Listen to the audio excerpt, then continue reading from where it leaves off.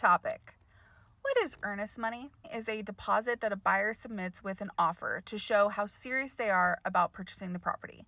That money is typically held by a title company or an escrow agent while the transaction moves through the contract process. So think of it as the buyer saying,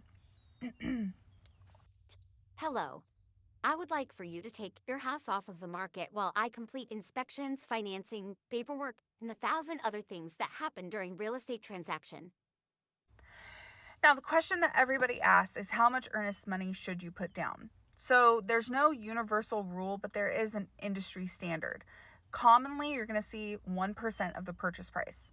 So, if you have your house listed for $415 and you receive an offer for $400,000, the earnest money at 1% should reflect $4,000. Now, it could be more or less depending on the market conditions, what the buyer and the seller have already agreed to in the contract. And yes, sellers look at this number because earnest money is one of the ways that a seller gauges how committed a buyer actually is to getting to the closing table. Every now and then, an offer comes in with low earnest money and a very ambitious list of requests: closing costs, repairs, credits, possibly emotional support during the move, and a pony.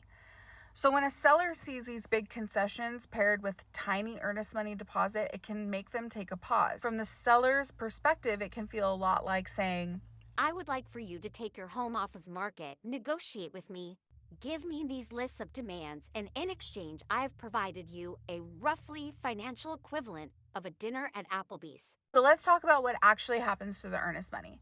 If the transaction successfully closes, that money doesn't disappear. It's typically applied towards the buyer's closing costs or down payment at closing. If a buyer terminates the contract under a valid contingency, like during the option period or another agreed contingency in the contract, the earnest money is typically returned to the buyer. However, if a buyer defaults on the contract outside of the terms, the seller has the right to claim the earnest money as damages. In other words, that deposit can go to the seller because the property was taken off the market during the contract period. So while the earnest money isn't the only factor in an offer, it can absolutely influence how confident a seller feels to the buyer's commitment to closing. And like most things in real estate, the strategy behind it matters. So every transaction is different.